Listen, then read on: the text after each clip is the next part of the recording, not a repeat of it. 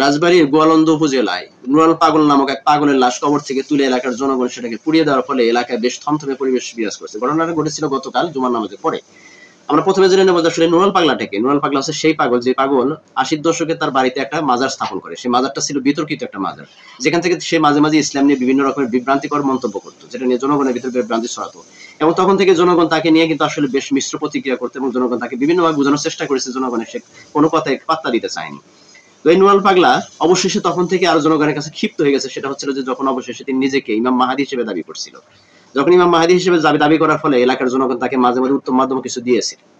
সেই নুরাল পাগলা কিছুদিন আগে তিনি মারা যাবার পরে তার কবরটাকে তার যে ভক্ত অনুরাগী আছে তার কবরটাকে একটা বিতর্কিত কবর হিসেবে তার কবরটাকে দেওয়া হয়। সেটা হচ্ছিল যে ভূমি থেকে ১২ ফিট উঁচা করে কাবার প্রতিকৃতি আকার ধারণ করে তার কবরটাকে দেওয়া হয়। তো এলাকার জনগণ তাকে বাধা দিতেছিল তখন থেকে যে আসলে এভাবে কবরটা দেওয়া শরিয়া পরিপন্থী, শরিয়া মোতাবেক না। তো কার কথা কে শুনে? এই নুরাল পাগলা যে ভক্ত অনুরাগীরা সেই কবরটাকে সেভাবে দেয় এবং সেই কবর দেওয়ার পর থেকে এলাকার জনগণের মধ্যে একটা মিশ্র প্রতিক্রিয়া শুরু হয়। জনগণ বেশ ক্ষিপ্ত হতে থাকে তাদের উপরে। বারবার তাদেরকে নিষেধ করা হয় যে কবরটাকে ভেঙে ফেলতে, কিন্তু তারা সেই কথায় তারা কর্ণপাত করেনি। অবশেষে গতকাল জুমার নামাজের পরে তৌহিদি জনতার ব্যানারে একদল ইসলামপন্থী, ইসলাম মাইন্ডের কিছু লোকজন এসে তাদেরকে বলে যে তোমরা কবরস্থান থেকে ভেঙে ফেলো। কিন্তু নুরাল পাগলার ভক্ত অনুরাগী তারা এটা অস্বীকৃতি জানায়। এক পর্যায়ে তাদের সাথে বাকবিতণ্ডা শুরু হয়ে যায়। পর্যায়ক্রমে তারা নুরাল পাগলার ভক্ত অনুরাগীরা তারা দেশীয় অস্ত্র নিয়ে সেই তৌহিদি জনতার ব্যানারের যে লোকজনগুলো ছিল তাদের উপর আক্রমণ করে।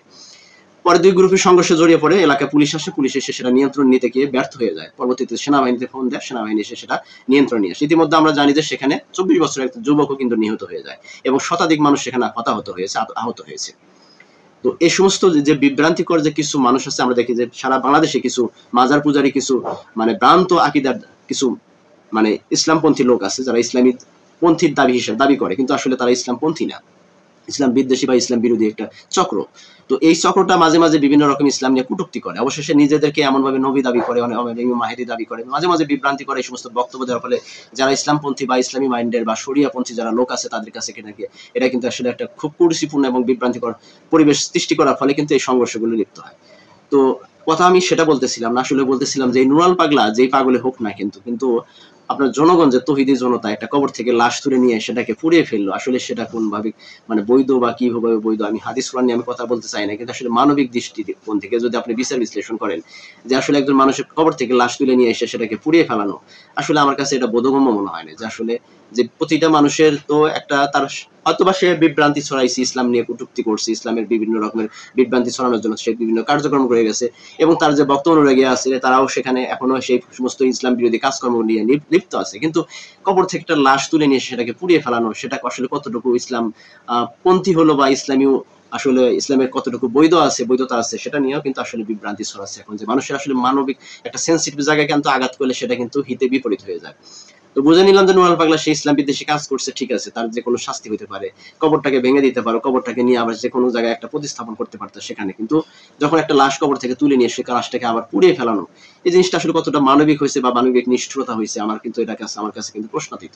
তো জনগণ আসলে এটা নিয়ে আসলে অনেক মিশ্র প্রতিক্রিয়া তাদের ভিতরে কাজ করতেছে যে আসলে একটা লাশ কবর থেকে তুলে নিয়ে এসে সেটাকে আগুনে পুড়িয়ে ফেলা কতটুকু মানবিক কাজ বা কতটুকু ইসলামপন্থী কাজ, সেটা কিন্তু জনগণ এখন এটা নিয়ে মিশ্র প্রতিক্রিয়া স্থাপন করতেছে। তো আমার কাছে বিষয়টি আসলে তেমন একটা ভালো লাগে না, কারণ হচ্ছে যদিও সে ইসলামের বিপক্ষে অনেক কাজ করেছে, ইসলামের শরীয়ত অনুপাতে তার বিচার করা উচিত, যেহেতু সে মারা গেছে, কিন্তু সে মারা যাবার পরে তার লাশটাকে এভাবে তুলে নিয়ে এসে পুরানো, এটা আসলে কতটুকু ইসলামপন্থী কাজ সেটা আমার কাছে বোধগম্য মনে হচ্ছে না। ঠিক আছে, এখন আমি আসলে ইসলামী মাইন্ডের কেউ, ইসলামী মানে যে হাদিস কোরআনের তো বিশারদ না আমি, ঠিক আছে, একজন সাধারণ ইসলামী, আমি ইসলামকে ভালোবাসি, এটা সত্য, কিন্তু আসলে একজন ইসলাম মানে বিদ্বেষী লোকের এভাবে লাশ পুড়িয়ে দেওয়া হবে, এটা আসলে ইসলাম কতটুকু অনুমোদন করে সেটা যারা ইসলামী যারা স্কলার আছে, যারা হাদিস কোরআনের কোন স্কলার আছে তারাই বলতে পারবে আসলে একটা লাশ সেভাবে কবর থেকে তুলে নিয়ে এসে পুড়িয়ে দেওয়া সেটা ইসলামে কতটুকু জায়েজ না জায়েজ সেটাই বিশ্লেষণ তারাই করবে।